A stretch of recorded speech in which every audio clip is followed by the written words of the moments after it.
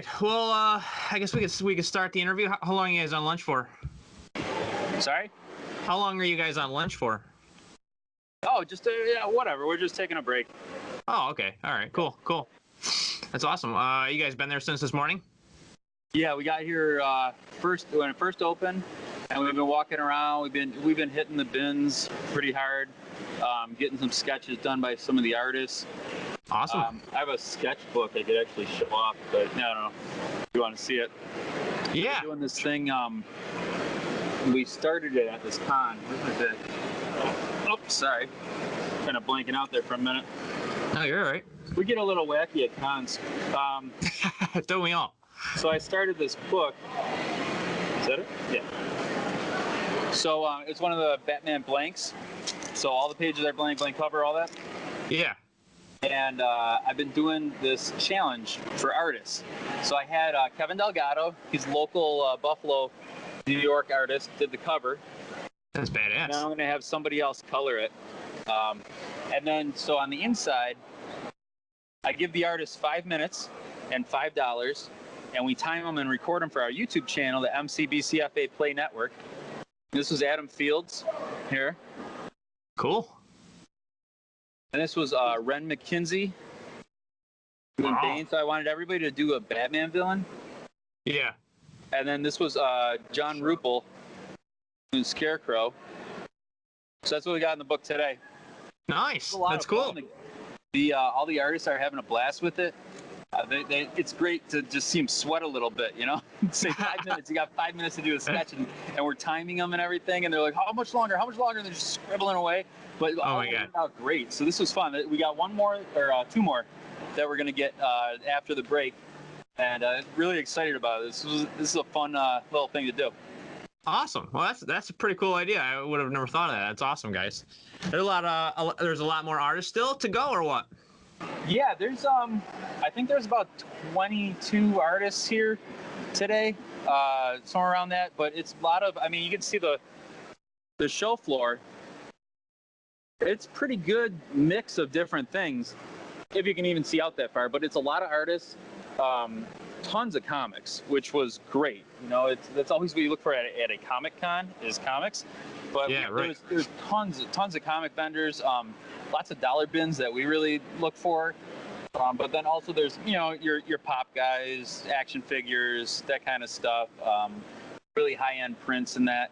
But then it wraps around the concourse around the outside too.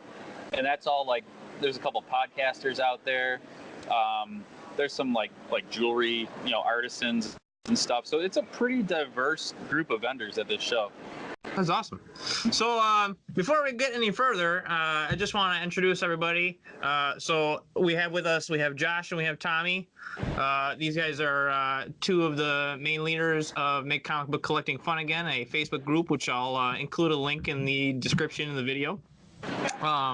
But guys, tell us a little bit about what what it's been like heading up this group, and what do you expect to gain or grow out of it?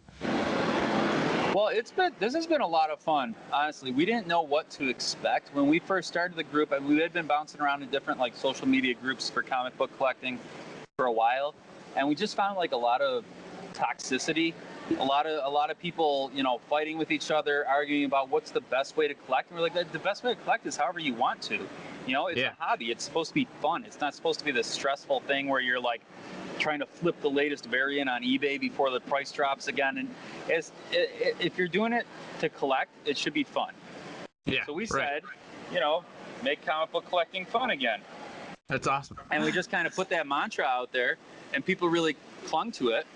So we started up the Facebook group, and we had hundreds of members almost overnight, just because they wanted that. People. It's kind of like the field of dreams of comic books. I hate to make it seem so dramatic like that, but it's like people want to have fun. It's just like field of dreams. People wanted to have fun with baseball, and he made it fun.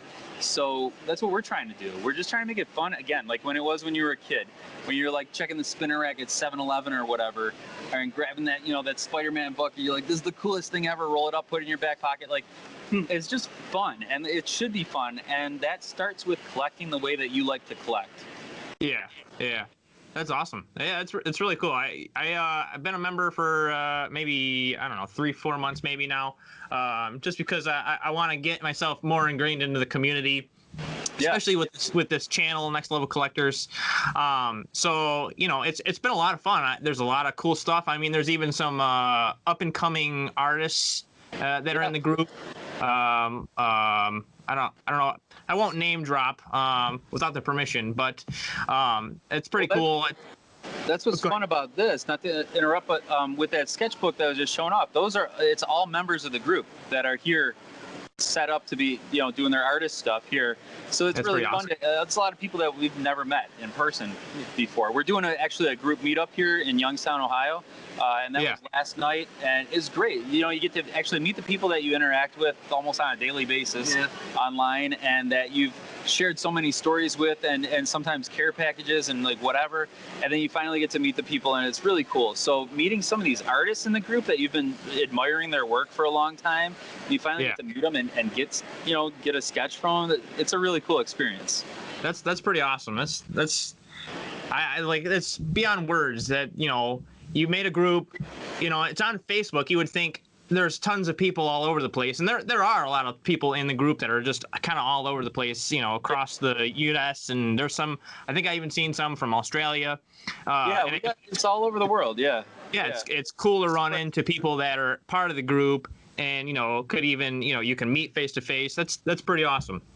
Yeah, it's fun like organizing the meetups too, because just to see the excitement that everybody has for it, and they're like, yeah, we want to meet everybody, and then we're going to go to this awesome convention and stuff, and we're planning another one for like the Midwest. It's probably going to be out in Iowa. The next one, not sure when, but and then I think there's going to be another one in November. November, right? September in Cleveland.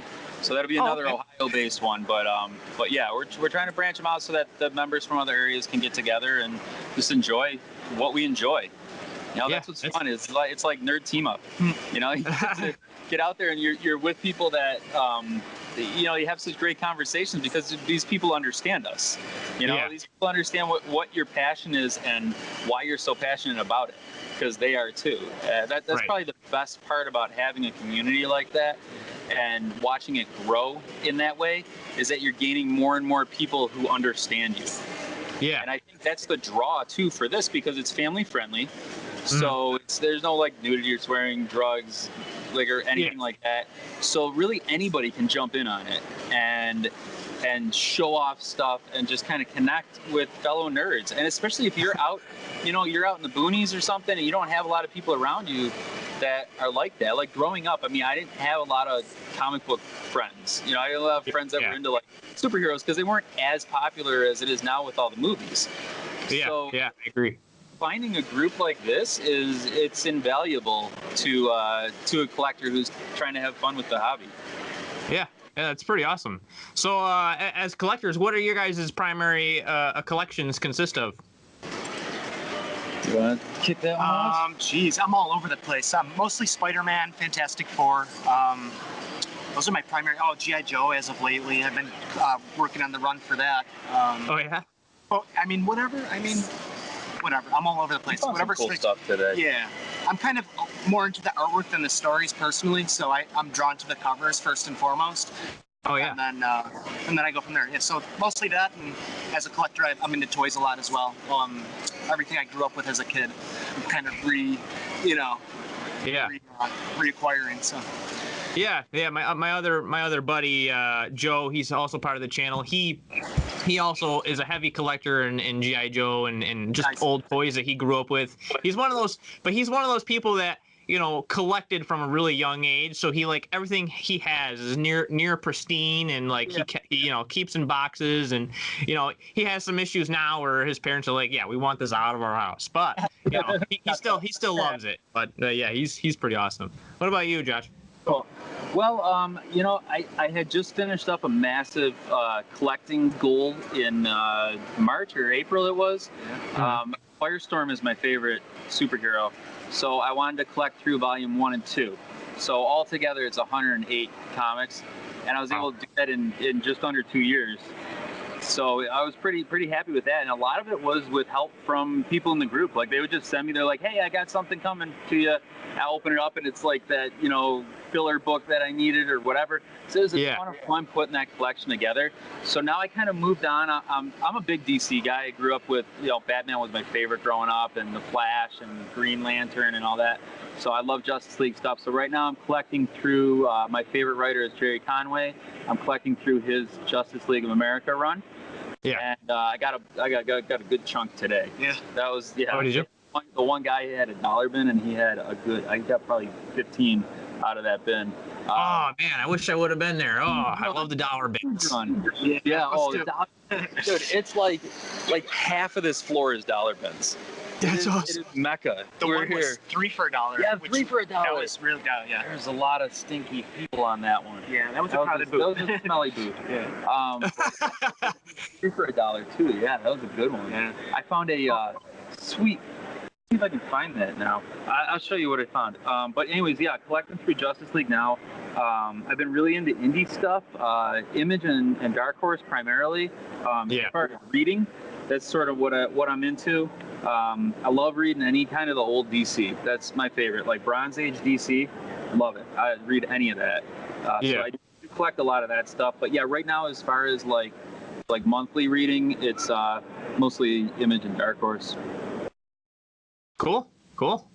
What are your all-time top key comic you guys have? We have. Oh, man, let me see. One you're super proud of. All right, so it's not in great shape, but I'm really proud of it because it took me a while to find it, and it's Justice League of America 179, and it's the first Firestorm appearance in Justice League, and that is actually on its way right now to Atlanta to get signed by Jerry Conway. Oh, nice. So that's awesome. So that I'm really proud that I was able to finally track that thing down, because I don't like buying online. I like to go dig and go find it. We're archaeologists for comic books. We like to go dig the dirty stuff and get down on the floor and find that. And I found that thing in a box that was too deep underneath the table, and it was just buried in the back, and it was like, there it is. That was nice. The one. So super proud of that. It's not in great shape or anything, but that's probably one of the hallmarks. I mean, it was mostly my Firestorm collection is kind of the hallmark of my collection, because there's so many great keys in there, and a lot of them I've had signed by Jerry Conway, Al Milgrom. Those are fun that you get to have that thing with the creator. It's almost like this little connection. Hey, I have this, and I'm like, getting the signature. I'm not huge on getting signatures, but for artists and writers that I really respect, it's cool to have that, because you're showing them, like, here, look at this thing. I have this. I love this thing. It's not even getting the signature part, but just like showing appreciation of some kind. Oh yeah, absolutely. Yeah, that's awesome. And what about you, Tommy? What about me? Let's see. I don't have any major keys, actually, but the stuff I'm most proud of, I would say, is like the Silver Age, and I don't have much of it, Silver Age, Spidey, and Fantastic Four. Like I said, no major keys, but like there's a small handful that I'll just pull out every so often and just be like, I just love these, and probably my 1 through 10 GI, like the early number GI Joes, I'm really proud of, and that's awesome. Yeah, that's really awesome. That's really awesome, guys. But so what's the experience there at that convention? Is there a lot of cosplayers, mostly just guys looking for comics? What's the feel? I don't know. What do you think? Like, I mean, as far as vendors, it's a really solid mix. Like, they did a great job picking out the vendors for this show, because it's like you're going through and you got $1 bins, and then you got a box of slab stuff, and then the next booth has old Teenage Mutant Ninja Turtles. The guy had a giant tote of Teenage Mutant Ninja Turtle figures. It took forever to dig through. I'll be honest too. I was in Orlando for MegaCon last year, and this actually blows it away. Like, this has way more comics, just a better variety of everything. I'm having a blast. Yeah. Cosplay too is really good. We've seen a lot of really good cosplay. except for the man dressed as Wonder Woman. That was just scary. But other than that, you probably can't see the show floor right now. We had to move way up so we could hear you. But I'm just looking out. I can point out like 5 people right here in the immediate area that have fantastic cosplay. There's a contest at 6 o'clock tonight, so we might stay for that. Nice. That's pretty cool. Yeah, I like the conventions that do a good mix. Some of them are obviously more geared towards specific type of people, whether it be specifically cosplayers, specifically people that want to go hang out with creators or famous names. But when it's when they pull it off and they do a little bit of everything and aim towards as much as they can, I think that's the best, because you get a little bit of everything you want. Sure. Like we had Joe go to Nickel City Con. I don't know if you guys went there. Oh yeah, we were there this year. Yep. Yeah, he wasn't a super huge fan. There were apparently I don't know if it was just because it was Sunday, but there weren't a whole lot of comics there. No, that one is. We kind of just go just because that's our hometown show. Right. So, Yeah. But they have a great kids zone. Yeah. If you don't have kids, it's kind of pointless to go to there. But they have the kids zone that's sponsored by the Buffalo Public Library and the Buffalo Science Museum, and they have tons of activities. They got free comics. They can make buttons. It's lots of cool stuff to do for the kids at that one. That's the primary reason why we go. But as far as digging comics there, it's pretty weak. And the one guy that had 50-cent comics last year, we asked him, and everything was $1 at his booth, and we asked him what happened. He goes, it's just too expensive to sell 50-cent comics at this show, because it's more of a pop culture show now. Where they'll have a huge. You look at this. Figure this is a little bit smaller than Nickel City Con. Almost half of this floor would be celebrities. Yeah. That's their main draw. So, and it's funny because it's sponsored by a comic book store. So that's kind of weird. But it's not a ton of comics at that one. You really got to dig for them too, because it's not a good layout. So you're getting through people selling pins and buttons and pops and everything, and you finally found the guy, and he's got one short box. Flip through that real quick. Go to the night. You're just kind of weaving through looking for comics. It's a tough one. There's, like I said, there's definitely cons that do different things for different people, and it really depends on what you're into. For sure. But is there anything else you guys wanted to talk about and mention? I'm good, man. Just a little plug for the group. It's Make Comic Book Collecting Fun Again on Facebook. Yep. And we have a YouTube channel. It's the MCBCFA. So it's Make Comic Book Collecting Fun Again. MCBCFA Play Network on YouTube. We have tons of great original content on there. We just record, like I was showing you that sketchbook. All the artists that are in that sketchbook, we recorded. We did interviews with them. Talked to them a little bit about their methods and all that stuff and what they enjoy. So we do a lot of that. We have the Josh and Tommy show, which is great, and we're actually going to record that in the car on our way out. Nice. We also have tons of educational stuff. So that's kind of what our basis is. It's in educational and informational stuff about comic books. So we have guys that will talk about storage. We'll have guys that will talk about history of different characters. It's a good mixed bag of, if you're looking for fun stuff to do, how-to tutorials. It's a lot of cool stuff. There's a guy on there that teaches you how to make your own collected edition books, hardcover bound books. Really cool. So we feel like it's a good asset to the hobby to have all those people come together and just share knowledge. That's really awesome. MCBCFA Play Network on YouTube. Yeah, you guys are creating a community versus just a small business, which I appreciate that. I really appreciate that. The thing that I think we're most proud of is our charity work. So we have you have one, right? Yeah, show them the comic book. So we're working on our second issue right now, but we released a coloring book, and we sold them on our website, MCBCFA.com, and here it is. So we had a lot of the artists in the group contribute to this coloring book. Oh, that's cool. Really, really amazing art in there. That front page was Smitty Smith, and then as you're going through, you're seeing some of the guys that are in this book are actually right behind us. Nice. So this was a blast to put this together, to work with these artists and stuff, and especially for such a good cause. Because what we did was we sold this book, and then with the profits from it, we bought more coloring books just like this, and packs of crayons for children in children's hospitals across the country. So we had a lot of our members distribute them across the country. We actually went to the Buffalo Children's Hospital ourselves, which was just awesome. such an amazing experience to be able to take a group of people and rally them to give back, and for everyone to just be so excited about it. Like anyone, not a single person turned down the opportunity to be in that book, and that's why it's 48 pages long. Yeah. So the second issue, we scaled it back a little bit. We're like, let's get a lot of new people in here and stuff. So we kind of dialed it back. It's probably only gonna be about 20 pages this time. But yeah, the first one was 48 pages long, and it was just such a blast to work on. And it's so rewarding to know that we were able to help some people out, put a smile on some kids that maybe they didn't have a smile before, and get them interested in this kind of stuff and be creative. Just a great rewarding experience. That's really awesome. You guys ever need anything from me, don't forget to message me and give me a holler for sure. I definitely would be interested in helping out myself. Sure thing. We Thanks, always man. need help, man. Appreciate that. Yeah. Yeah, for sure. That's awesome. Well, I thank you both for joining me today. This has been a new segment we're trying out, and that's everyday collectors, and you guys definitely take that chart for sure. Yeah. So thank you very much for joining me. Thanks for having us, man. Thank you. Appreciate it. Yeah, for sure.